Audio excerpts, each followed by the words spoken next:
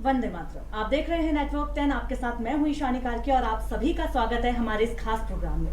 आज नवरात्रि का दूसरा दिन है। नवरात्रि नारी शक्ति की चेतना का प्रतीक है। देखा गया है कि उत्तराखंड में नारी और मातृत्व शक्ति ने बड़े बड़े सामाजिक आंदोलन को जन्म दिया है। इसकी गूंज दुनिया तक गई है। उत्तराखंड को कहा जाता है। यहाँ आदिकाल से ही नारी शक्ति की पूजा की परंपरा रही है।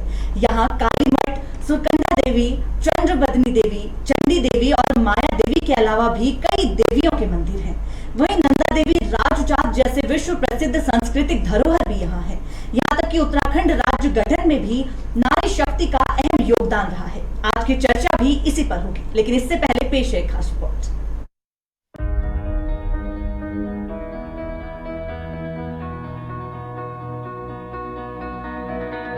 उत्तराखंड के हर बड़े सामाजिक आंदोलन के पीछे नारी शक्ति की अहम भूमिका रही है।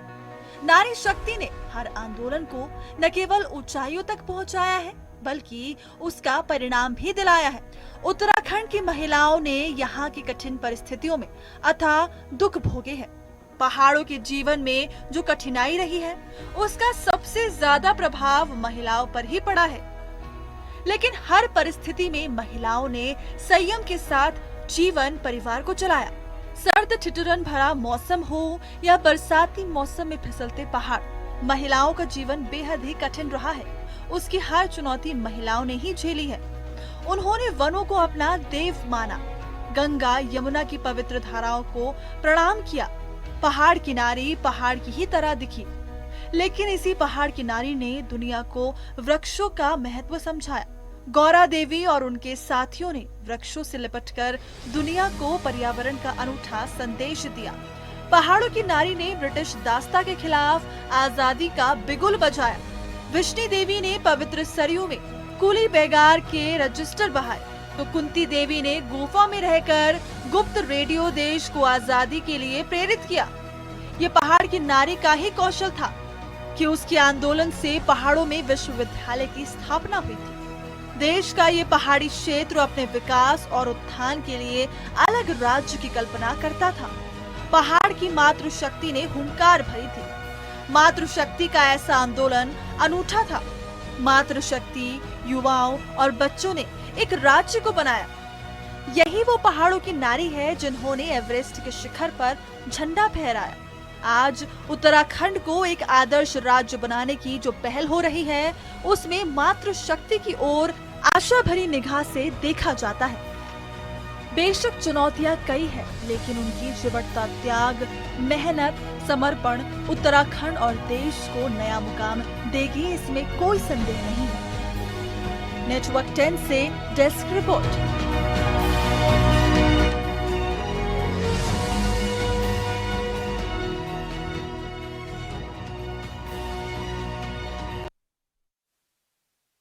करेंगे, इससे पहले आपको आज हमारे साथ मौजूद सभी गेस्ट के बारे में बता दें।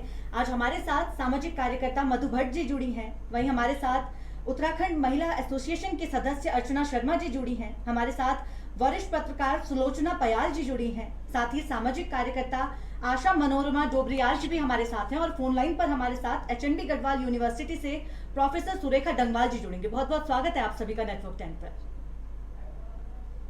सबसे पहले मधु भट्ट जी, मैं आपके पास आना चाहूंगी। उत्तराखंड में कहा जाता है कि जो मातृशक्ति है उसकी बहुत अहम भूमिका रही है, बहुत बड़ा योगदान मातृशक्ति ने दिया है। चाहे अगर हम उत्तराखंड के गठन की बात करें या कई आंदोलन जो उत्तराखंड में हुए हैं, हम उनकी बात करें, आप किस तरह से उत्तराखंड की नारी शक्ति को देखती हैं? देखिए, सर्वप्रथम तो मैं, क्योंकि नवरात्रि का पर्व है, इसमें मैं नारी शक्ति को नमन करते हुए सर्व मंगल मांगल्ये शिवे सर्वार्थ साधिके शरणे त्र्यंबके गौरी नारायणी नमस्तुते, सभी उत्तराखंड की मैं संपूर्ण नारी जाति को नमन करती हूँ, प्रणाम करती हूँ। क्योंकि ये माँ पार्वती की भूमि है और जिसने माँ अनसुया की भूमि है, जिसने एक अंजलि भर से पूरे ब्रह्मा विष्णु महेश को एक बच्चे के रूप में रख दिया था। तो ये वो महान नारी है, उत्तराखंड की नारी बहुत महान है।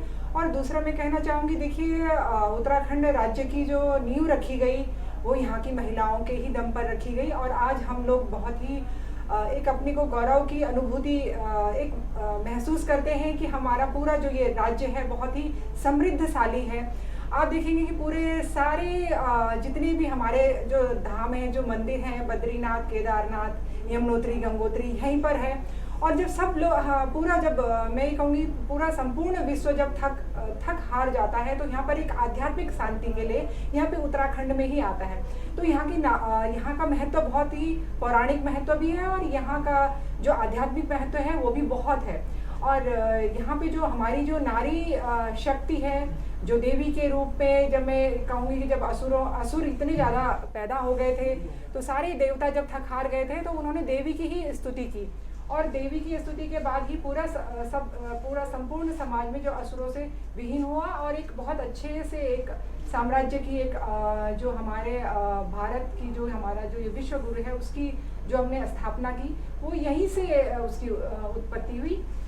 आगे मैं ये कहना चाहूँगी, देखिए राज्य आंदोलन के बाद महिलाओं की जो स्थिति के बारे में समय समय पर चर्चा होती रहती है और आज ये नेटवर्क 10 ने ये बहुत अच्छी मुहिम रखी है कि आज नवरात्रि के शुभ अवसर पर ये कार्यक्रम का आयोजन किया है। तो उत्तराखंड की जो नारी के लिए आपने इतना सोचा, मैं उसका धन्यवाद करती हूँ। और यहाँ पर मेरी सारी बहनें इस चर्चा में आई हैं तो ये बहुत खुशी की बात है कि हम लोग एक नई पहल के साथ और जो समाज में जो जागरूकता के साथ जो महिलाएं काम करती हैं इस परिचर्चा में भाग ले रही हैं और आगे और ये चर्चा जो है ये पूरे संपूर्ण गांव-गांव तक इसकी गूंज उठेगी। जी बिल्कुल मधु जी, जैसा कि आपने भी कहा कि उत्तराखंड की जो गठन है उसकी नींव ही महिलाओं की ओर से रखी गई है, यानी कि नारी शक्ति का बहुत बड़ा योगदान उत्तराखंड राज्य में रहा है। अर्चना जी, मैं आपके पास आना चाहूंगी। नारी शक्ति की बात कही जाती है, प्रेरणा का आधार आप किसे मानती है? मैम, सर्वप्रथम नवरात्रि की हार्दिक शुभकामनाएं और आपकी इस पहल के लिए धन्यवाद। देखिए, हर चीज की शुरुआत हमारे घर से शुरू होती है, घर परिवार से शुरू होती है। तो जब हम मातृशक्ति का सम्मान है वही सब कुछ है। माँ ने ही जन्म देना है, माँ जन्मदात्री है। अगर हम वहीं से संस्कारों की शुरुआत करेंगे अपने बच्चों को, अपने पुत्र पुत्रियों को, तो एक समाज बहुत अच्छा बनेगा, बहुत सुंदर और स्वस्थ समाज बनेगा। जहाँ तक मुझे पता है कि कार्य का अधिकतर भार महिलाओं पर होता है और उत्तराखंड की महिलाओं के ऊपर तो इतना अधिक कार्यभार है कि घर में खेती से लेकर जानवरों से उनकी देखभाल से लेकर खाना पकाना, बच्चों को दूर दराज स्कूलों में भेजना, बहुत कार्य महिलाओं के ऊपर हैं। तो एक घर परिवार से ही शुरुआत होती है जहाँ से महिला सशक्त बन सकती है। जी बिल्कुल अर्चना जी, जैसा कि आपने भी कहा कि महिला सशक्त अपने घर परिवार से ही बनती है, घर से ही शुरुआत होती है किसी भी महिला के आंदोलन की, किसी भी महिला की अपनी आवाज बुलंद करने की। आगे मैं सुलोचना जी से जुड़ना चाहूंगी। सुलोचना जी, आप किस तरह की चुनौतियां देखती हैं, क्योंकि आप वरिष्ठ पत्रकार भी हैं, तो पत्रकारिता के क्षेत्र में भी कई तरह की चुनौती महिलाओं को देखनी पड़ती है। अगर खासतौर पर उत्तराखंड की बात करें तो आप किस तरह से महिलाओं के लिए चुनौती और महिलाओं के लिए फायदे पत्रकारिता में देखती हैं? देखिए, दो शब्द हैं कि शौर्य की सृष्टा है नारी, धैर्य की प्रतिमा स्वयं, कौन कहता है कि इसके बाजुओं में दम नहीं। देखिए, इन शब्दों को हम अगर गूढ़ें तो महिला अपने आप में बहुत बड़ी ताकत है। हमारी भौगोलिक जो परिस्थितियां हमारे उत्तराखंड के परिप्रेक्ष्य में हम देखें तो यहाँ का तो जीवन ही पहाड़ जैसा है और इस पहाड़ से जीवन को काटने के लिए यहाँ की महिलाओं का जो रोल है वो अपने आप में बहुत बड़ा पहाड़ है। तो इन सारी चीज़ों को देखते हुए देखिए, महिलाओं ने जो है समय समय पर सबसे बड़ी शिक्षा तो वो अपने घर से दे रही हैं कि वो कठिन परिस्थितियों का सामना करते हुए अपने घर परिवार को देख रही हैं। और भौगोलिक परिस्थितियां ऐसी हैं कि कभी बर्फ़ में काम कर रही हैं, कभी वो पहाड़ चढ़ के अपना बोझा ढो रही हैं, कहीं राशन की व्यवस्था कर रही हैं, क्योंकि सड़कों का जाल हमारे उत्तराखंड में धीरे धीरे ही बिछना शुरू हुआ है। तो पहले ये सब नहीं था। शुरुआती दौर से जो शिक्षा उन्होंने हमें दी है कठोर जीवन जीने का और उसमें हंसकर उसको निवारण करने का, जो पहली शिक्षा उन महिलाओं से मिली है जिन्होंने कर्मठता के साथ में वो सीढ़ीदार सीढ़ीनुमा खेतों का निर्माण किया। देखिए, उस समय कोई औजार भी नहीं थे, अपने जो भी औजार उनके द्वारा जो है लिए गए उनके द्वारा ही उन्होंने जो है, पैरों में चप्पलें नहीं होती थी, कांटों पे चलकर उन्होंने जो है अपने खेत खलिहान को आबाद किया।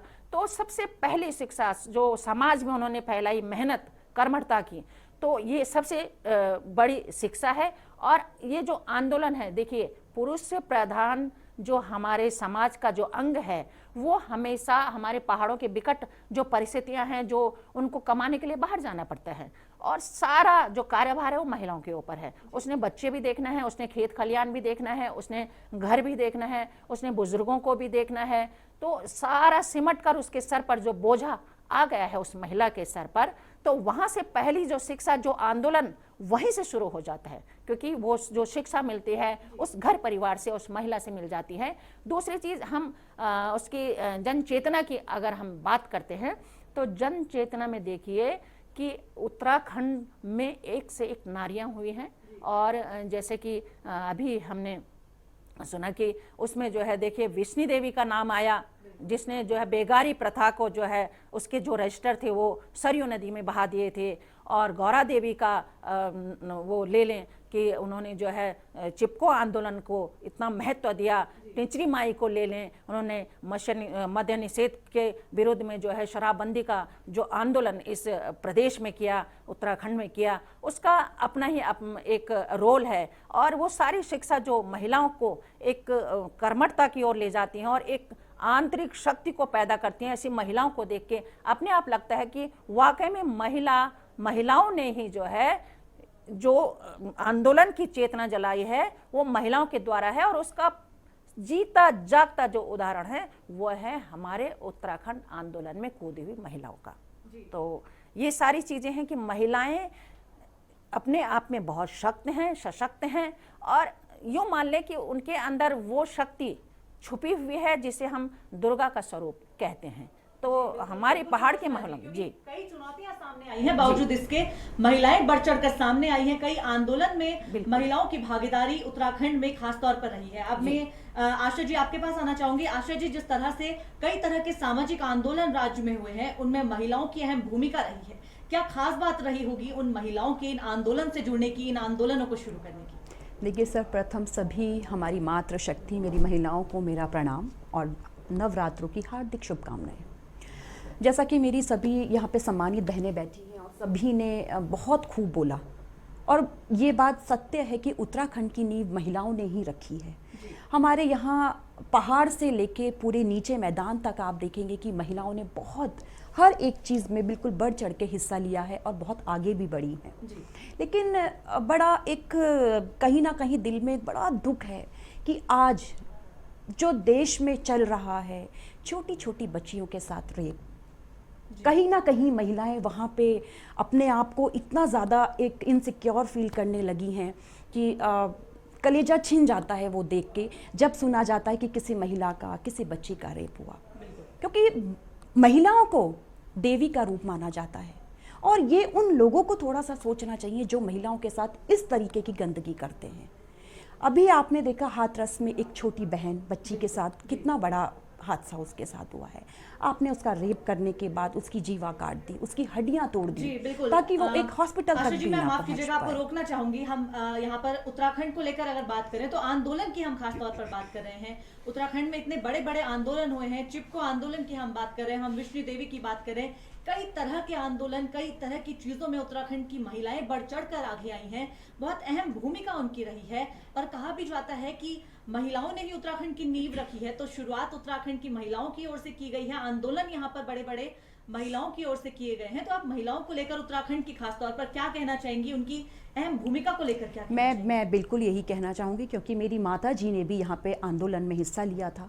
वो भी एक उत्तराखंड की जब नींव रखी गई थी, उन्होंने भी बहुत छोटी बच्चे बहुत छोटे हुआ करते थे उनके, तो वो सुबह ही निकल जाया करती थी। तो हमारे उत्तराखंड में तो देखिए पहाड़ों की महिलाओं को हम लोग कहते हैं कि पढ़ी लिखी नहीं होती हैं, लेकिन फिर भी उत्तराखंड को खड़ा किया है हमारे उत्तराखंड की महिलाओं ने, हमारी पहाड़ों की महिलाओं ने, जो कि पहाड़ की महिलाएं मैदान में आने से पहले भी बहुत वो क्या करती थी कि इतनी दूर दराज से कौन आएगा, ये करेगा, लेकिन हमारी पहाड़ों की महिलाओं में इतना दम है, इतनी हिम्मत उनके अंदर है कि वो अपना घर परिवार छोड़ के आंदोलन में हिस्सा लिया और आज इतना खूबसूरत उत्तराखंड उन्होंने खड़ा किया है। जी अर्चना जी, मैं आपके पास आना चाहूंगी। आप उत्तराखंड महिला एसोसिएशन की सदस्य हैं। उत्तराखंड में महिलाओं को लेकर किस तरह की चीजें अक्सर की जाती हैं? क्या कुछ बढ़ावा महिलाओं को देने के लिए काम किया जाता है? उत्तराखंड में महिलाओं को किस तरह से आगे बढ़ने के लिए उत्तराखंड में प्रेरित किया जाता है? मैम, बहुत सारे प्लेटफॉर्म्स ऐसे हैं जहाँ पे महिलाओं को बढ़ावा दिया जाता है। जैसे हमारी एसोसिएशन ही है, वहाँ पे बहुत महिलाओं को मंच मिलता है। बालिका दिवस पे बहुत सी बालिकाओं को मंच मिलता है, जो एक नींव डाली जाती है कि आपने समाज में किस तरीके से उदाहरण पेश करने हैं, और जो पूर्व में आंदोलन हो चुके हैं उन महिलाओं का स्वरूप लेके वो जो बालिका दिवस पे बालिकाएं आती हैं तो एक नया उत्साह जनरेट होता है। और बहुत से मंच और बहुत सी संस्थाएं आज की डेट में महिलाओं के लिए काम कर रही हैं। और लेकिन एक बड़े दुख का विषय ये है कि 15 सालों में जहां तक मैंने पढ़ा है 200% वुमेन अगेंस्ट क्राइम हुआ है। एनसीआरबी की रिपोर्ट है।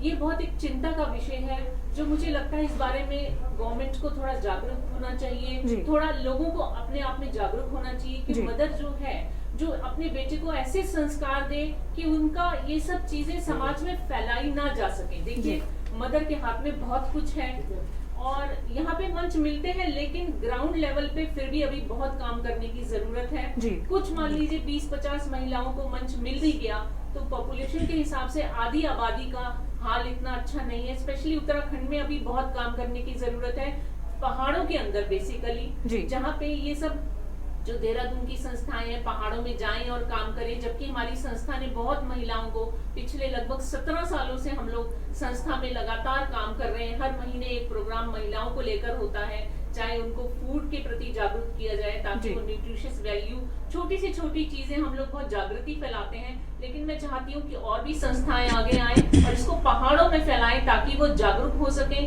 खुद के अधिकारों के प्रति। जी बिल्कुल। और मधु जी, अब मैं आपसे जानना चाहूंगी, पलायन की अगर उत्तराखंड में बात की जाए तो बहुत बड़े पैमाने में उत्तराखंड के लोग पलायन करके शहरों की ओर जाते हैं, शहरों में जाकर बस जाते हैं। लेकिन सबसे ज्यादा दुख जो है, सबसे ज्यादा मार जो है पलायन की, वो महिलाएं झेल रही हैं। महिलाओं को अपने परिवार के साथ किसी बाहर के शहर में पलायन करना पड़ जाता है, मजबूरी उनकी रहती है।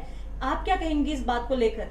देखिए, बिल्कुल, देखिए ईशा जी, आपने ईशानी जी, आपने बिल्कुल सही कहा है कि पलायन जो है ये बड़ा ही दुर्भाग्य रहा है उत्तराखंड का, कि यहाँ पर, क्योंकि देखिए आप देखिए सारे संसाधन यहाँ पर उपलब्ध हैं और उन संसाधनों का भरपूर उपयोग जो होना चाहिए वो नहीं हो पाया। यहाँ के युवा अधिकतर बाहर नौकरी के लिए गए और महिलाएं जो हैं वो घरों पे ही रहकर खेती कृषि को उन्होंने अपनाया।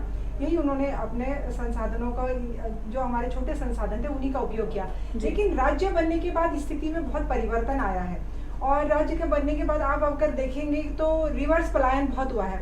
युवा जो हैं, जो बाहर चले गए थे, वो अपने गांव की तरफ लौटे हैं। गांव में देखेंगे आप, चाहे हम होम स्टे के तहत हो या अन्य, सरकार ने बहुत सारी जो है सुविधाएं जो है वो दी है। उन सुविधाओं के तहत आज जब, क्योंकि अभी हम गांव अधिकतर जाते रहते हैं तो देखा है हमने गांव में काफ़ी रौनक आ गई है, सड़कें बन गई हैं, क्योंकि ये उत्तराखंड देवभूमि चारों धामों से आप देखेंगे कि लाखों श्रद्धालु यहाँ पर आते हैं।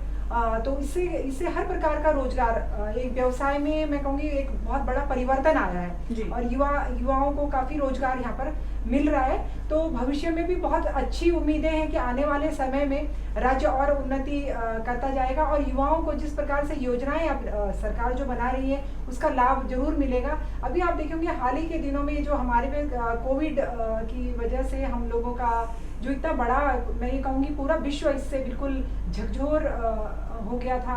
अब आप देखेंगे तो भारत की तरफ ही अगर हम दृष्टि देखें तो भारत भी पूरा, क्योंकि लॉकडाउन सबसे पहले माननीय प्रधानमंत्री जी ने इतने बड़े उसमें, क्योंकि पूरा इतना बड़े आबादी जनसंख्या है हमारी, इसमें भी तब भी उन्होंने अपनी ताकि हमारे देशवासियों की सुरक्षा, उसके तहत ये काम किया। लॉकडाउन हुआ और लॉकडाउन ने हमें एक नई तरीके की, मैं कहूँगी कि बिल्कुल एक नई तरीके की जिंदगी भी दी, हमें सोचने पे मजबूर कर दिया कि जी बिल्कुल मधु जी, क्योंकि लॉकडाउन हुआ इसके बाद जो पलायन भी हुआ था, पलायन के बाद लोग वापस आने लगे। वही मैं आपसे आपके पास आऊंगी सुलोचना जी, आप किस तरह से इस चीज को देखेंगी? पलायन हुआ है, लोग पहले बाहर जाया करते थे लेकिन अब वापस उत्तराखंड में लोग आए हैं और कई सारे अवसर यहाँ पर लोगों के लिए खुल गए हैं। पहले जिन आंदोलनों को उत्तराखंड की महिलाओं ने पूरा किया है, चिपको आंदोलन की अगर हम बात करें तो जिन पेड़ों को बचाने की लिए इतना बड़ा आंदोलन यहाँ पर किया गया, पलायन की मार झेलते हुए लोग उन्हीं को छोड़कर शहरों की ओर चले गए थे। लेकिन कोरोना काल में सब वापस लौट रहे हैं और नए अवसर भी राज्य में बन रहे हैं। देखिए, कोरोना काल तो ये तो जो है पूरे विश्व के लिए एक चुनौती रहा है जी, और चल भी रहा है, क्योंकि अभी भी इससे जो है निजात नहीं मिली है। तो ऐसी परिस्थिति में सबसे मेन चीज़ है रोजगार, जी कि हमारे जितने भी पलायन करके लोग बाहर जा चुके थे और अपने अपने अनुसार जो है अपने जीविका को चला रहे थे, लेकिन इन परिस्थितियों में जबकि जहाँ जहाँ जिस सेक्टर में वो काम करते थे वहाँ पर जो रेशियो था वो कम होता गया और वो लोग जो है बेरोजगार होकर जो अपने घर की ओर आने लगे।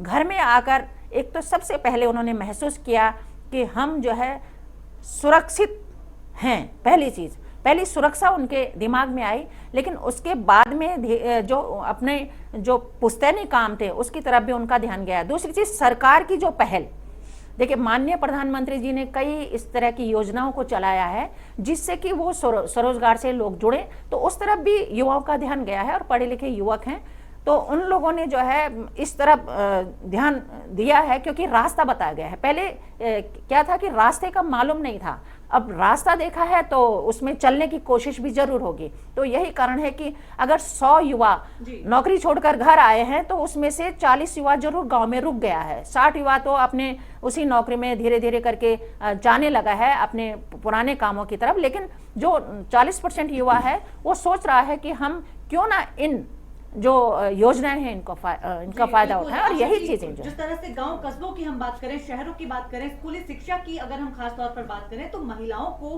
किस तरह से आगे बढ़ने के लिए प्रोत्साहित किया जाता है, क्योंकि महिलाओं की आज खास तौर पर हम बात कर रहे हैं, महिलाओं के योगदान की उत्तराखंड में हम खास तौर पर बात कर रहे हैं, तो आपको क्या लगता है कि किस तरह से आगे प्रोत्साहित उन्हें किया जा रहा है, किस तरह से आगे महिलाओं को बढ़ाया जा रहा है? देखिए, ये बिल्कुल सत्य है कि महिलाएं आज की डेट में बहुत आगे बढ़ चुकी हैं जी, क्योंकि पहले हमारे गांव, हमारे पहाड़ों की महिलाएं जो थी इतनी शिक्षित नहीं हुआ करती थी, लेकिन आज हमारे पहाड़ों से जिन्होंने भी पलायन किया है या हमारे पहाड़ों में आज भी महिलाएं हैं, तो आज भी हर एक महिला यही चाहती कि हमारे बच्चे बहुत आगे बढ़ें और अच्छे से वो पढ़ें ताकि वो एक अच्छी शिक्षा ले सकें। और उसके बावजूद उत्तराखंड की अगर बात कहें तो हर एक माँ चाहती है कि उसका बच्चा बहुत अच्छे से पढ़े ताकि वो अपने उत्तराखंड के लिए कुछ कर पाए जी। और मेरी भी 2 बेटियां हैं, मैं भी यही चाहती हूँ कि मेरी बेटियां भी बहुत अच्छे से पढ़ें और ताकि वो उत्तराखंड के लिए बाहर नौकरी ना करके अपने उत्तराखंड में ही कुछ करें, ताकि उससे हमारे उत्तराखंड में एक तो पलायन भी कम हो और सारी महिलाएं एकजुट होके, क्योंकि आज विषय आपने महिलाओं के ऊपर रखा है तो मैं यही कहना चाहूँगी कि राजनीति का विषय तो नहीं है आज, लेकिन महिलाओं का विषय है तो बहुत अच्छा है कि महिलाएं एकजुट होकर अपने उत्तराखंड का नाम रोशन करें। जी बिल्कुल। अर्चना जी, आपके पास आना चाहूंगी। जिस तरह से महिलाओं का योगदान बहुत ज्यादा रहा है राज्य में, देश में, दुनिया में, हर जगह महिलाओं का बहुत बड़ा योगदान है, लेकिन अगर हम घर परिवार की बात करें तो पूरे घर को संभालने वाली भी महिला ही होती है। शुरुआत अपने घर से ही हर चीज की होती है, अपने घर को किस तरह से वो संवारती है, उसके बाद बात राज्य की आती है, राज्य में इतना बड़ा योगदान महिला देती है। आप किस तरह से देख रही हैं, क्योंकि महिला हर क्षेत्र में आज आगे है? देखिए, मैं महिलाओं का योगदान तो सदियों से रहा है जी, और उत्तराखंड तो बनाया ही महिलाओं ने है, पहाड़ को सजाया संवारा महिलाओं ने ही है। उनकी पृष्ठभूमि चाहे जैसी भी रही हो, उनकी मेहनत के बल पे वो बहुत आगे बढ़ी हैं। जी। मेरा एक विषय बहुत जो कंसर्न का है, मेरी खुद की 2 बेटियां हैं, महिलाओं की सुरक्षा को लेकर। महिलाओं की सुरक्षा को लेकर आज थोड़ा चिंतन और चिंता का विषय है कि महिलाएं कितनी भी आगे बढ़ जाएं, उन्हें दोयम का दर्जा नहीं मिलना चाहिए, उन्हें बराबरी का दर्जा मिलना चाहिए। बिल्कुल। चाहे एक मजदूर महिला क्यों ना हो, आप कोई भी सिचुएशन में देख लीजिए, महिलाओं को उतना पे आउट भी नहीं मिलता जितना कि एक मजदूरी करते हुए एक पुरुष को मिलता है। तो मेरा कंसर्न जो है कि उत्तराखंड एक, अगर मान लीजिए, सर्वश्रेष्ठ और बहुत सुंदर राज्य है और बनना है तो हमें महिलाओं को आगे लाना होगा और महिलाओं को उनकी भागीदारी बढ़ानी होगी, खासकर उस चीज में कि उनको बराबरी का दर्जा मिले, जिसके लिए हमें खासकर ये दिन न मनाने पड़े कि आज बालिका दिवस है, आज महिला दिवस है। हर दिन महिला का होना चाहिए,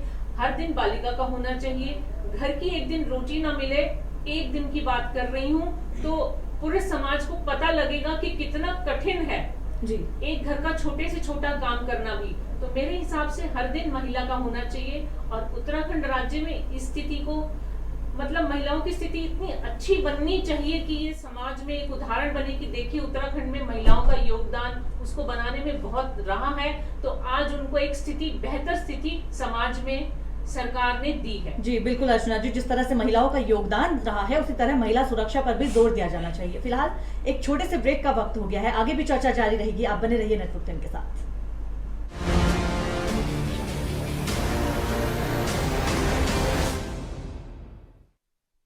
ब्रेक के बाद एक बार फिर स्वागत है। चर्चा को आगे बढ़ाएंगे। हमारे साथ फोन लाइन पर HNB गढ़वाल यूनिवर्सिटी से प्रोफेसर सुरेखा डंगवाल जी जुड़ गई हैं। सुरेखा जी, बहुत बहुत स्वागत तो सबसे पहले आपका नेटवर्क 10 पर है। जिस तरह से कहा जाता है कि गढ़वाल विश्वविद्यालय और कुमाऊं विश्वविद्यालय को बनाने में, इसकी शुरुआत करने में महिलाओं की अहम भूमिका रही है और अब तो इसे केंद्रीय विश्वविद्यालय के नाम से भी जाना जाने लगा है, तो आप इसे किस तरह से देखती हैं? जी ईशानी, नेटवर्क 10 को बहुत बहुत शुभकामनाएं। आपने इतने अच्छे विषय पर आज ये परिचर्चा आयोजित की है जी। और मेरा ये मानना है कि उत्तराखंड की भूमि हमेशा महिलाओं के बलिदान, उनके त्याग और तप के लिए एक उर्वरा भूमि साबित हुई है जी। और इसे उत्तराखंड का सौभाग्य समझिए या एक संघर्षपूर्ण जीवन समझिए कि हमको जो कुछ भी मिला है वो आंदोलन के माध्यम से ही मिला है। बहुत कम हुआ कि हमें बिना मांगे मिल गया या बिना आंदोलन करे मिल गया। तो इसको या उत्तराखंड आंदोलन, पृथक राज्य के लिए उत्तराखंड आंदोलन की लड़ाई समझिए, या हिमालय बचाओ की लड़ाई समझिए, या नशाबंदी के खिलाफ आंदोलन समझिए, या पर्यावरण को बचाने के लिए चिपको आंदोलन समझिए, या टिंचिरी माई का आंदोलन समझिए। और फिर जो प्रश्न आपने किया गढ़वाल और कुमाऊं विश्वविद्यालय की स्थापना, इसमें महिलाओं का इतना बड़ा योगदान है कि जब पहाड़ की महिलाओं ने ये महसूस किया कि उसकी जो आने वाली पीढ़ी है, उसकी जो बेटी है, उसके जो बालक हैं, वो उसकी तरह अनपढ़ नहीं रहेंगे। और सबसे अच्छी बात इसमें ये है जो विश्व ने सराहा कि जिनको आप तथाकथित पढ़े लिखे बोलते हैं या जिनको आप अनपढ़ कहते हैं, ये आंदोलन गांव की उस गरीब महिला ने भी फ्रंट लाइन में आके लड़ा जिसका शिक्षा से वैसा औपचारिक रूप से कोई नाता नहीं था। और ये लड़ाई इतनी सार्थक उसकी रही। इसमें स्वर्गीय हेमवती नंदन बहुगुणा जी की जो बहन आदरणीय जनरल खंडूड़ी जी की माता दुर्गा खंडूड़ी रही हो, या विद्यावती उनियाल रही, श्रीनगर की तमाम उन महिलाओं ने स्वामी मनमथन के नेतृत्व में इस लड़ाई को एक अंजाम तक पहुंचाया। और इससे तत्कालीन उत्तर प्रदेश सरकार को ये लगा कि जब महिलाएं सड़क पर हैं, जो कि हमेशा इतनी व्यस्त रहती हैं अपनी दैनिक दिनचर्या को निभाने में, अपने खेतों में, अपने खलिहानों में, अपने बच्चों में पानी लाने में, फॉडर और फ्यूल को कलेक्ट करना, ये कितनी बड़ी चुनौती पहाड़ में रही है। उस सब में वो सड़क में आकर आंदोलन कर रही है, मशाल जला रही है और शिक्षा के लिए जला रही है कि इतना बड़ा जो ये एरिया है, ये आगरा यूनिवर्सिटी से यहाँ के कॉलेज एफिलेटेड है। तो गढ़वाल विश्वविद्यालय जो अब एक केंद्रीय विश्वविद्यालय, और मैं कहूंगी कि पूरे पहाड़ में इन दो विश्वविद्यालयों की जो भूमिका है, पिछले 4 से अधिक दशकों से पहाड़ का जो बच्चा आज पूरे देश में और पूरे विश्व में, और पत्रकारिता तो मैं कहूंगी कि बहुत ही उर्वरा भूमि है गढ़वाल विश्वविद्यालय की और कुमाऊं विश्वविद्यालय की, जिससे देश के नामचीन पत्रकार निकल के आए हैं। और लगभग आज सारे चैनल में गढ़वाल विश्वविद्यालय के पत्रकारिता विभाग से बच्चे निकले हैं और उन्होंने इस देश का नाम रोशन किया। हमारे जो सीएम है, मुख्यमंत्री त्रिवेंद्र सिंह रावत जी, वो यहाँ के स्टूडेंट हैं पत्रकारिता विभाग के। ये अपने आप में एक बहुत ही गर्वानुभूति होती है ये सोचकर कि पहाड़ सुरेखा जी, जिस तरह से गढ़वाल विश्वविद्यालय की बात कर रहे हैं, बाहरी राज्यों से भी बच्चे यहाँ आकर पढ़ते हैं, इस विश्वविद्यालय में पढ़ते हैं, जिसकी शुरुआत महिलाओं की ओर से की गई थी, जिसको शुरू कराने के लिए महिलाओं ने आंदोलन किया था, और इसमें पढ़ने के लिए आज दूर दराज के बच्चे भी आ रहे हैं, तो बहुत ही बड़ी बात होगी। और आप किस तरह से इसे देखते हैं, क्योंकि खुशी की बात भी है कि नाम इतना ज्यादा आज इस विश्वविद्यालय का है। जी, आज तो इसकी बिल्कुल पैन इंडियन इमेज है ईशानी जी। इसमें केरल के, तेलंगाना के, पौंडीचेरी के, आंध्र प्रदेश के और कश्मीर के बहुत सारे बच्चे, Jammu and Kashmir second state है उत्तराखंड के बाद इनटेक में, जो इस विश्वविद्यालय में पढ़ने के लिए आते हैं।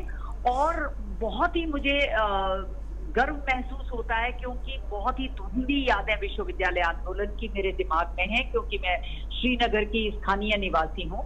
और मुझे लगता है कि इस विश्वविद्यालय ने जो इतना लंबा सफर अपना तय किया और जो ये आंदोलनों से बना है, देखिए इसकी रूपरेखा ये है कि केंद्र की सरकार ने भी जब इसको विश्वविद्यालय बनाया तो ये कभी हमसे एक्सपेक्ट नहीं किया कि हम इसको दिल्ली विश्वविद्यालय की तर्ज में चलाएं या जेएनयू की तर्ज में चलाएं। इस विश्वविद्यालय के मूल में इसको हिमालय उन्मुखी और ग्रामोन्मुखी विश्वविद्यालय की तर्ज पर केंद्र सरकार देखना चाहती है। आज भी जब भी केंद्र सरकार से इसका इंटरेक्शन होता है तो वो ये मानते हैं कि ये हिमालय की जितनी भी स्टडीज हैं, चाहे वो एक्वेटिक हो, चाहे वो बॉर्डर पे हो, चाहे अल्पाइन जोन पे हो, हिमालय से रिलेटेड यहाँ की परंपराओं पे हो, यहाँ के फोक और परफॉर्मिंग आर्ट पे हो, यहाँ के साहित्य में हो, लोक परंपराओं में हो, जितनी भी इसमें विषय रखे जाएं वो हिमालय की उन्नति के लिए रखे जाएं। और मुझे फख्र है इस विश्वविद्यालय के एक हिस्सा होने में। मुझे भी 3 से अधिक दशक हो गए यहाँ पर अध्यापन करते करते, और मैं विद्यार्थी भी इसी विश्वविद्यालय की रही हूँ। मैंने आपको बताया त्रिवेंद्र जी हमारे मुख्यमंत्री यहाँ के विद्यार्थी, हमारे शिक्षा मंत्री धन सिंह जी यहाँ के विद्यार्थी, तीरथ सिंह रावत जी यहाँ के विद्यार्थी, और कहीं ना कहीं जो एफिलेटिंग स्वरूप है उसमें माननीय योगी जी जो उत्तर प्रदेश के मुख्यमंत्री हैं वो यहाँ के विद्यार्थी। तो ये सब जो बछेंद्री पाल यहाँ की विद्यार्थी, ये सब देखने में, और एक बहुत ही लंबी फेरिस्ट है विश्वविद्यालय के अपने पुरातन छात्रों की, तो वो अपने आप में बहुत गौरवान्वित जी बिल्कुल सुरेखा जी, बहुत बड़ी बात ये है और बहुत ही बड़ा योगदान भी यहाँ पर रहा है। बहुत बहुत धन्यवाद आपका नेटवर्क 10 के साथ बातचीत करने के लिए। तो आज हम चर्चा कर रहे हैं एक ऐसे विषय पर जिस पर प्रकाश डालना बहुत जरूरी है। उत्तराखंड की अगर हम महिलाओं की बात करें तो बहुत बड़ा योगदान इन महिलाओं का उत्तराखंड में रहा है। तो अब मैं सीधे सुलोचना जी से जुड़ना चाहूंगी। सुलोचना जी, अगर उत्तराखंड में हम शिक्षा की खास तौर पर बात कर रहे हैं, योगदान महिलाओं का बहुत ज्यादा रहा है, तो आप किस तरह से देखती हैं कि गांव कस्बों में कैसी स्थिति अभी शिक्षा की बनी हुई है और महिलाओं को आगे बढ़ने के लिए कैसे इन जगहों पर प्रोत्साहित किया जा रहा है? देखिए, शिक्षा को लेके तो ये है कि पहले की जो स्थितियाँ थी वो थोड़ा विकट थी, लेकिन जब से जो है स्कूलों को महिला ये बालिका विद्यालय के रूप में स्कूलों को जो है सृजित किया गया, तब से शिक्षा के क्षेत्र में महिलाओं का जो है योगदान बड़ा अच्छा रहा, क्योंकि हर लड़की ने एक सपना सजाया कि हम भी पढ़ें। और विकट परिस्थितियाँ हैं कि किसी घर में बेटियों को स्कूल भेजने में असमर्थता महसूस होती हो, लेकिन आज के इस दौर में तो सभी लड़कियां, सभी बालिकाएं, और सरकार की भी कई इस तरह की योजनाएं, इस तरह की फैसिलिटी दी गई है कि जिसमें बालिकाओं को जो है शिक्षा के क्षेत्र में आगे बढ़ने के लिए फ्री शिक्षा है। आज तो कोई कमी नहीं है शिक्षा के क्षेत्र में, क्योंकि बहुत अच्छा रास्ता इस समय बना हुआ है शिक्षा को लेकर। लेकिन हाँ, पुराने हम जो बात करें, उस समय एक दौर होता था कि हमने, क्योंकि हमारे घर से ही हमने या अपने आस पड़ोस से ये देखा था कि उस समय के दौर में कहते थे बेटियों को नहीं पढ़ाना है ज़्यादा, और 8वीं तक पढ़ाइए और उनको शादी कर दीजिए। लेकिन आज जो समय बदल चुका है और शिक्षा को लेकर धीरे धीरे करके जो अलग जगी है, उसमें हर बेटी का सपना है कि हम पढ़ें। और कुछ परिस्थितियां हैं, कई घरों में ऐसी परिस्थितियां हैं जो नहीं भेज सकते, और सबसे बड़ी परिस्थिति है भौगोलिक परिस्थितियां कि मीलों दूर बच्चियों को जो है स्कूल जाना होता था और पैदल का रास्ता है, तो कई पेरेंट्स ऐसे होते थे कि नहीं भेजते थे, नहीं दूर है, नहीं जाना है, तो अपना 5वीं तक जो पास का स्कूल है वहाँ तक पढ़ो, उसके बाद में जो दूर का स्कूल है नहीं जाना है। तो ये भौगोलिक परिस्थितियाँ जो पहाड़ों की रही है, इस वजह ये भी कारण रहा है कि स्कूल ना पढ़ने का। जब से स्कूलों का जाल बिछा है तब से तो जो है बालिकाओं के परिप्रेक्ष्य में देखें तो शिक्षा के क्षेत्र में उत्तराखंड से एक जो है बालिकाएं मैदान में उतर कर आ रही हैं, हर क्षेत्र में, चाहे शिक्षा के क्षेत्र में देख लो, खेल के क्षेत्र में देख लो, अब पत्रकारिता की हमने बात की है तो आप भी तो एक बालिका हैं, और देखिए आज जो है यहाँ पर सभी को जो है शिक्षित कर रही हैं और बता रही हैं, समाज को बता रही हैं। तो ये सारी चीज़ें हैं, बालिका इतनी सशक्त हुई हैं आज के समय में कि शिक्षा को लेकर उसने जो उसके मन में जज्बा है वो अपना रास्ता खुद चुनती है। आज की तारीख में माँ बाप नहीं पूछते हैं, बच्चियां खुद बताती हैं कि हमें किस फील्ड में जाना है। जी बिल्कुल। अर्चना जी, आपसे जानना चाहेंगे, जिस तरह से अभी सुलोचना जी ने भी कहा कि महिलाओं को आगे बढ़ने की जरूरत है, महिलाओं खुद आकर आजकल महिलाएं बताती हैं कि हमें इस फील्ड में आगे बढ़ना है। उस जमाने की बात करें जब आंदोलन राज्य में हुआ करते थे, तब महिलाओं को स्कूल नहीं भेजा जाता था। महिलाओं ने आंदोलन इसलिए शुरू किए क्योंकि वो स्कूल जाना चाहती थी। उनका मानना था कि उनके आगे की जो पीढ़ी है उसको शिक्षित किया जाए, वो आगे बढ़े। और आज उसी का नतीजा है कि राज्य में, देश में और साथ ही दुनिया में महिलाएं इतना आगे ज्यादा बढ़ रही हैं, हर क्षेत्र में आज महिलाओं का नाम हो रहा है। मैम आप बिल्कुल सही कह रही हैं। आज की डेट में मेरे को पहले से ही लगता था कि जो यहाँ उत्तराखंड की महिलाएं हैं वो एक खास हैं जी। वो इसलिए कि इतनी विषम भौगोलिक परिस्थिति के बावजूद उन्होंने कभी हारना नहीं सीखा, चाहे वो राज्य आंदोलनकारी महिलाएं क्यों ना रही हो, उनकी वजह से राज्य बना।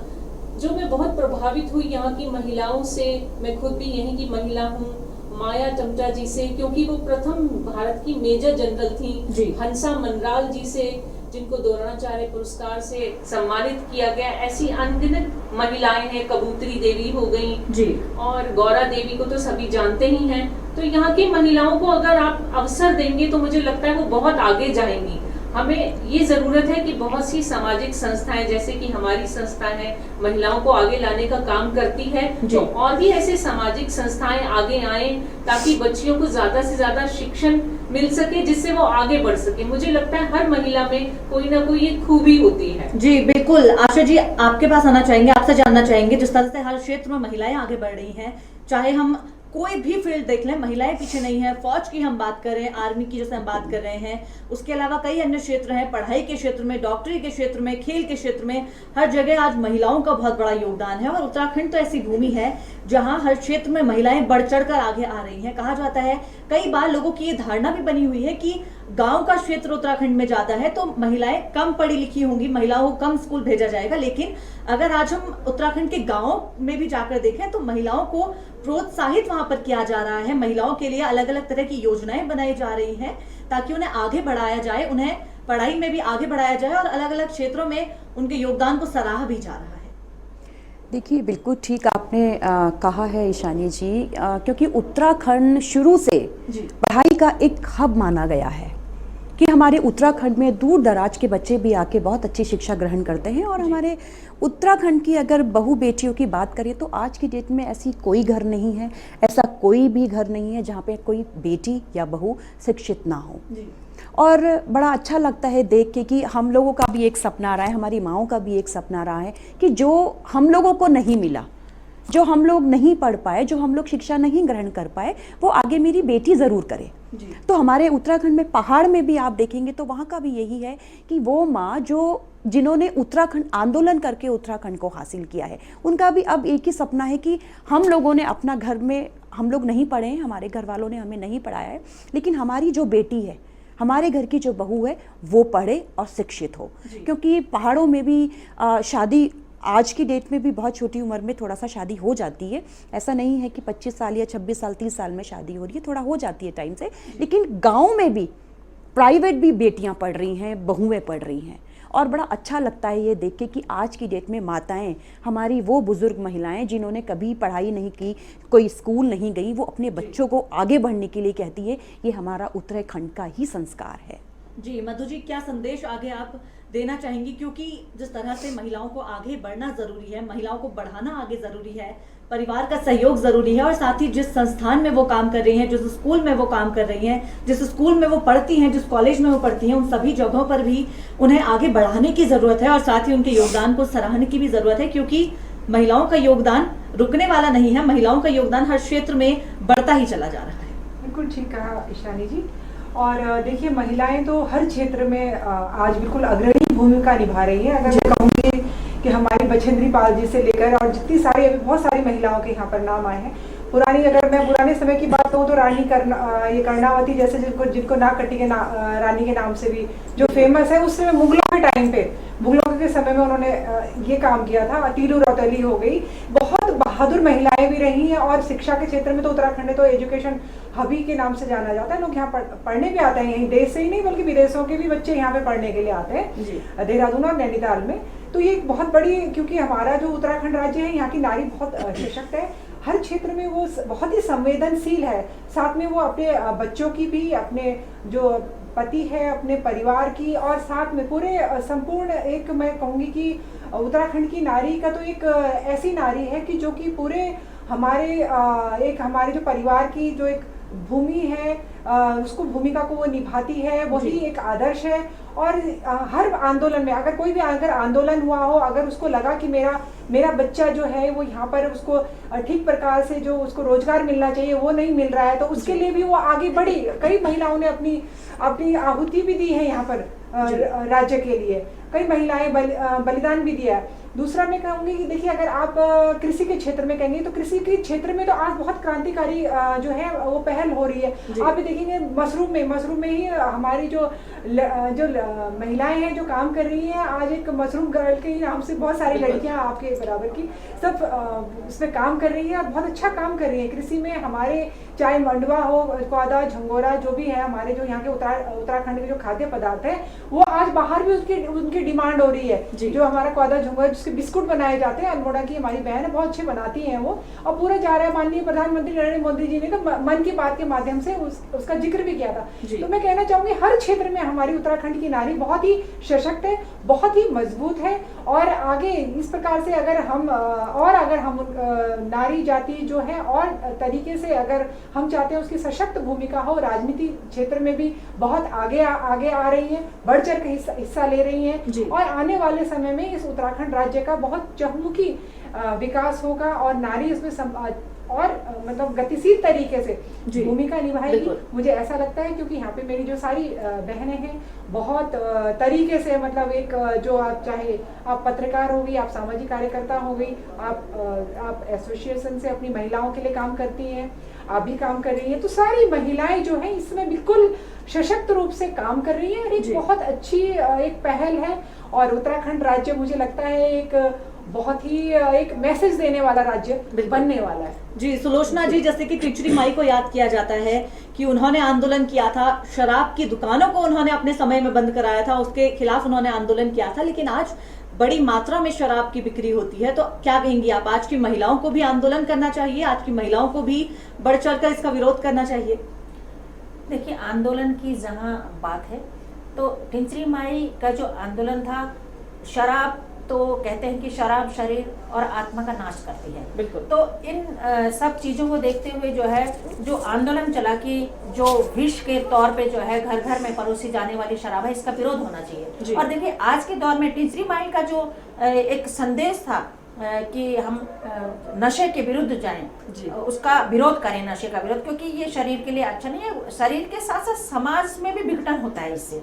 तो उन्हीं से प्रेरित होकर आज जब शराब को जो है एक बिजनेस के रूप में देखा जा रहा है और उसको जो है बिजनेस के रूप में देखने के कारण ही जो है आज उसका विस्तार भी हो रहा है। और ऐसी परिस्थिति में समय समय पर महिलाओं का आंदोलन भी सामने निकल कर आ रहा है। हर गांव में कहीं भी शराब की दुकान होती है तो आप देखते होंगे कि बराबर महिलाएं आगे आके उसका विरोध करती हैं। और उनकी एक पीड़ा है, क्योंकि वो दिन भर अपना काम कर रही हैं, शाम को एक शराबी पति घर में आता है तो तांडव मचा देता है और सारे जीवन का जो आनंद है उसको जो है उसमें जो है जहर घोल देता है। तो ये सारी चीजें हैं कि घर परिवार समाज के अंदर एक शांति बनी रहे, और इसीलिए इस शराब का विरोध जो है हमारी महिलाओं ने किया और करती रहेंगी, आगे भी कर रही हैं। भले ही समाज में इसका विस्तार भी हो रहा है लेकिन विरोध भी हो रहा है, और इस विरोध को करने में महिलाओं का ही हाथ है, क्योंकि पुरुष वर्ग इसका विरोध नहीं कर रहा है, सिर्फ महिला वर्ग ही इसका विरोध कर रहा है। जहां तक आंदोलनों की बात है तो आंदोलन में, हर आंदोलन में महिलाएं ही अपनी भूमिका सबसे पहले निभाती हैं और पुरुष वर्ग हमेशा पीछे रहता है। और हम जीता जागता उदाहरण हमने जो है कई बार हमारे इतिहास में भी ये चीज़ें निकल कर आती है। इतिहास, पुराने इतिहास भी पढ़ लो, तभी भी हमें महिलाओं के सशक्त होने की जो भूमिका है पढ़ने को मिलती है। और आज भी महिला सशक्त हैं और अपनी भूमिका समाज को राह दिखाने के लिए अपनी भूमिका वो बड़े परिपक्व तरीके से निभा रही हैं। जी बिल्कुल। अर्चना जी, आपके पास आएंगे। जिस तरह से महिलाओं की भूमिका बहुत ही ज्यादा महत्वपूर्ण रही है, कई तरह के आंदोलन पहले भी हुए हैं और कई आंदोलन आज भी होते हैं। कई चीजों में महिलाएं आगे निकल कर आती हैं, कई चीजों को लेकर शुरुआत महिलाओं की ओर से की जाती है, कई चीजें बंद करवाने को लेकर महिलाएं अपनी आवाज बुलंद करती रही हैं। और आगे भी कहा जाता है कि अगर उत्तराखंड की महिलाओं की बात होती है तो आंदोलन भी हमेशा साथ रहेंगे। अगर कोई भी दिक्कत परेशानी आती है, किसी चीज में कोई बाधा आती है, तो उत्तराखंड की महिलाएं अपना आंदोलन करेंगी और अपनी जो चीजें हैं उन्हें सही तरीके से फॉलो करवाने को लेकर आगे जरूर आएंगी। बिल्कुल मैम, ये बहुत सही बात बोली शानी जी आपने कि जो उत्तराखंड की महिलाएं हैं वो बहुत सजग हैं जी, बहुत सजग महिलाएं हैं। चाहे मैं अपने आसपास देखूं, अपनी संस्था में देखूं, महिलाओं को बहुत हद तक जी, आप थोड़ा सा पहाड़ों का अपवाद है कि वहां महिलाओं को ज्यादा जरूरत है कि वो अधिकारों के प्रति जागृत हों, जी। लेकिन पहले से स्थितियां बहुत सुधरी हैं। जी, पहले जो फीमेल जो मार दी जाती थी गर्भ में, अब वो स्थितियां नहीं रही हैं। जी, जो कपल्स हैं वो समझने लगे हैं, जो समाज समझने लगा है जितना एक बेटा इम्पोर्टेंट है उतनी एक बेटी इम्पोर्टेंट है। जी। आप देख लीजिए यहाँ पर बेटियों की स्थिति और जो हमारे जितने भी राज्य हैं उनसे बहुत बेहतर है, जी, बहुत ज्यादा बेहतर स्थिति में हैं हम लोग। तो मैं चाहती हूँ कि बेहतर स्थिति और दिनों दिन बढ़े जी। ताकि महिलाएं जो पहाड़ की हैं वो भी आगे से आगे आए। मैंने आपको पहले भी बोला था कि हर महिला में एक खूबी है। जी। मैंने आज तक कोई महिला ऐसी नहीं देखी जिसमें कोई खूबी ना हो, पर यह है कि उन्हें अवसर दिया जाए, जो भी संस्थाएं हैं उनको आगे लेकर आए। जी। और जहां तक आप कह रही हैं आंदोलन की बात है, तो आंदोलन यहाँ हमेशा शांतिपूर्वक रहे हैं जी। और महिलाओं का योगदान पूर्णतः रहा है और आगे भी रहेगा। जी, बिल्कुल आपकी बात बिल्कुल सही है। महिलाओं ने शांतिपूर्वक कई तरह के आंदोलन यहाँ पर किए हैं। महिलाओं का योगदान बीते समय से भी उत्तराखंड में रहा है और आगे भी महिलाओं का जो आंदोलन है, जो योगदान है, वो हमेशा रहेगा। आशा जी, आप क्या संदेश महिलाओं को देना चाहेंगी, खासतौर पर उत्तराखंड की महिलाओं को? जिस तरह से पहले की महिलाएं बढ़ चढ़कर हर चीज में सामने निकल कर आई हैं, आज की महिलाओं को किस तरह से अपने खुलने की जरूरत है, किस तरह से आगे आने की जरूरत है? देखिए, मैं आज टीवी चैनल के माध्यम से अपनी उत्तराखंड की महिलाओं को एक संदेश जरूर देना चाहती हूँ कि जो महिलाएं आज भी पुरुष प्रधान से डरती हैं, जो अपने घरों में दुपकती हैं, जो कहती हैं कि नहीं हम बाहर नहीं निकलेंगे, ऐसा नहीं है। आप लोग सब आगे आइए, क्योंकि ये उत्तराखंड की नींव ही महिलाओं ने रखी है। और महिलाओं के जो अधिकार हैं, महिलाओं के जो आज की डेट में जो उनके राइट्स हैं, वो उन महिलाओं को बताना हम सबकी जिम्मेदारी है। जो राजनीति में महिलाएं हैं, जो संस्थाएं में महिलाएं हैं, सबको गांव-गांव जाके हर एक महिला को सशक्त बनाना होगा, हर एक महिला को उनके अधिकारों के बारे में बताना होगा। और तभी शायद हमारे घर में जो बहुत कम महिलाएं अंदर हैं, वो भी खुल के बाहर आएंगी।